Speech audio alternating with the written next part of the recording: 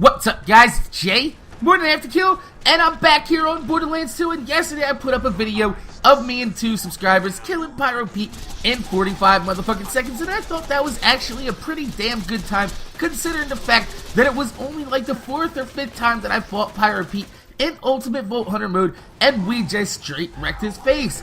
But then that video sparked a dialogue because of something that I said in the video about Maya and Zero being bottom tier characters inside of Borderlands 2. Now, remember that Zero and Maya have the most playing time of my Borderlands 2 characters right now. So it's not to say that these aren't my favorite characters, but you know what? After 7 to 8 months, I wanted to take a look at it because you guys have responded in the comments and gave me the inspiration. I want to tell you guys why I think that these characters are labeled the way they are and in the tiers that they are. And with the new character coming out, Krieg, it's going to be interesting to see exactly how he's thrown in the mix. Is he going to be a top tier character? Is he going to be a bottom tier character? There are a lot of hacked gameplays that have been posted. I've seen a lot of them, and I do know a little bit of information about Krieg, and he does seem to be at least a middle road character, maybe even higher, especially with some of the skills that are in his tree. Although he does look like a very niche style character. But after 7 or 8 months of this game coming out, let's go. Let's talk about who is the top tier character in this game.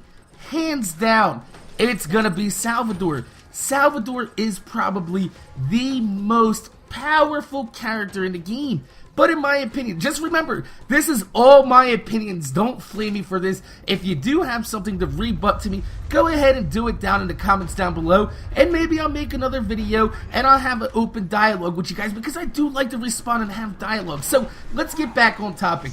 It is hands down, in no way, shape, or form, true Vault Hunter mode, normal mode, ultimate Vault Hunter mode, Salvador is probably the strongest character out there, especially since whatever type of damage he could do, he can simply do double. That's his action skill. He can do double the damage of whatever he's doing at that certain point in time. And also, he has a lot of health regeneration. He has ammo motherfucking regeneration. I want ammo motherfucking generation. So anyway, Salvador, everybody I've talked to, it is no way, shape, or form debatable that he is not the top tier character in this motherfucking game. Now, in true Vault Hunter mode, the second character that I would rank in this tier would be Gage. Gage would be the second strongest in my opinion, specifically because you can stack Anarchy with a Slayer of Terramorphous class mod all the way up to 600. Then you could switch out the class mod, keep your stacks, and still have the Anarchy, more stats being boosted, plus you can have close enough where 50% of your motherfucking bullets that miss automatically hit the enemy. So that is a very, very good skill. And if you've seen some of my older videos where I stacked her up with 600 stacks, gave her a Norfleet, and gave her a run at a few raid bosses, it worked very, very well. I put down Terramorphous in 11 motherfucking seconds with 3 shots from a Norfleet. God damn. But then they went ahead and fucked it up, and they patched Terramorphous and the Bee.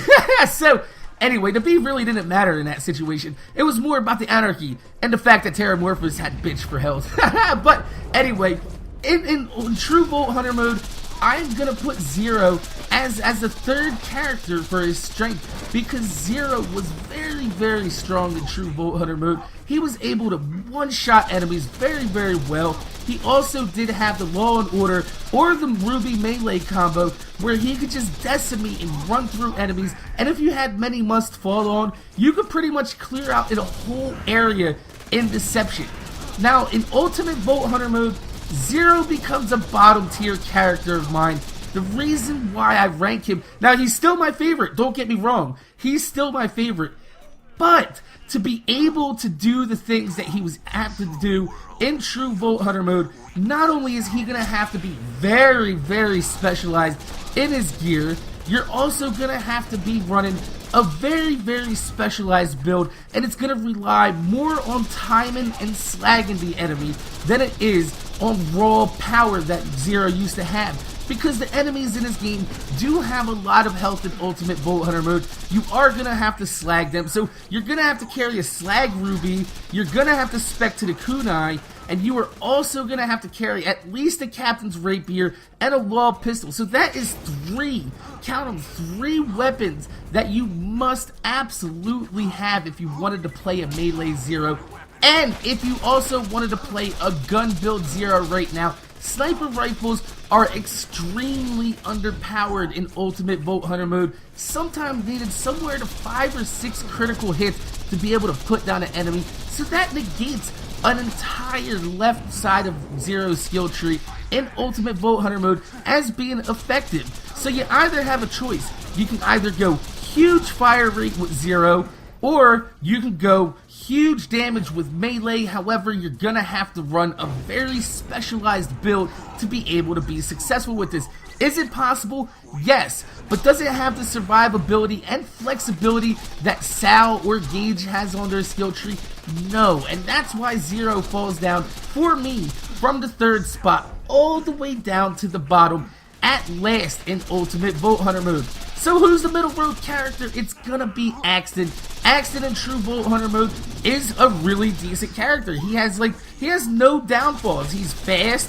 He can boost character skills for explosions. He has his turret to draw aggro away from you. The turret can have a shield. He is a very, very equipped character, and he has a lot of utility. Now his utility gets bumped up in Ultimate Vault Hunter mode because he now has the ability to not only have double turrets, but double turrets with slag cannons on that.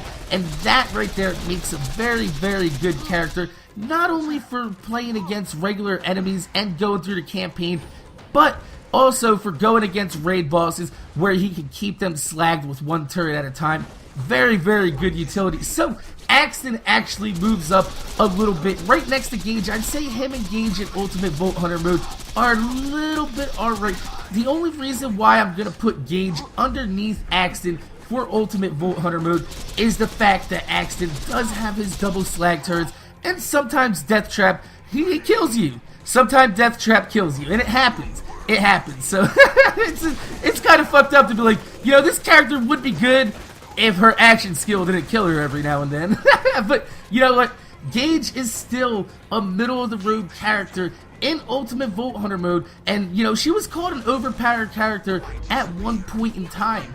But now she's pretty much a middle-of-the-road character. Her Anarchy and Close Enough still does very well. She has a lot of shock damage and a lot of resistances and health regeneration on her skill trees that still make her a beast while playing with the same loadout that you're going against the raid boss. And this is why I say that Maya and Zero are pretty much bottom tier characters, is because they don't really have a lot of the health regeneration or resistances that Sal and Gage have. Now Maya does have a lot of health regeneration, however sometimes it's outwardly focused and some people on your team do get healed instead of you and you might go down. It happens.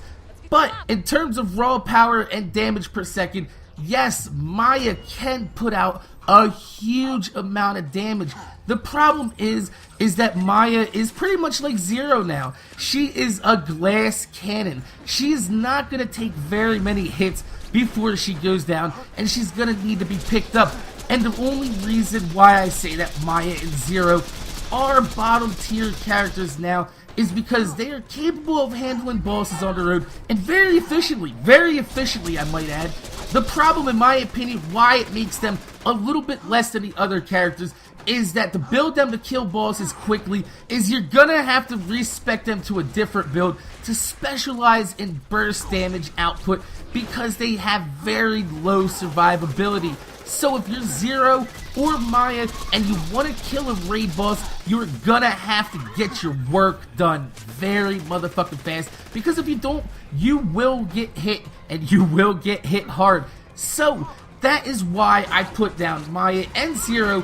Although very capable in the right hands with the right build, you have to respec them completely for different situations. And without an option in this game to save skill tree builds, which I think they should put in the game, I'm going to make a commentary about that probably sometime next week. But without that option in the game, it seems a little bit tedious and a little bit tiring to go ahead and respec every time you want to fight a boss, or you want to go ahead and play normally and have a little bit of survivability. So that's just my opinion on how these characters rank, and I'm gonna put it up on the screen right now. True Vault Hunter mode, it goes Sal, then Gage, then Zero, Axton, then Maya. Ultimate Vault Hunter mode, in my opinion, it goes Sal, then Axton, then Gage, then Maya, then Zero. And this is just in terms of having a character build that you can play in during regular campaign and go fight a raid boss without having to respec, because I don't like it when the developers make me have to respec my playstyle to beat their characters. So, my name is Jay, MorninAfterKill. Make sure you guys rate, comment, subscribe. I want to thank you guys for watching. If you could throw a thumbs up on this video, I would highly appreciate it. But if you do have a disagreement, or you do have some points to add to this, go ahead down in the comments down below and tell me what you think about my ranking of these characters in the different modes. So like I said, my name is Jay, MorninAfterKill. Make sure you guys rate, comment, subscribe. I want to thank you guys for watching, and I'm going to see you guys later. Goodbye.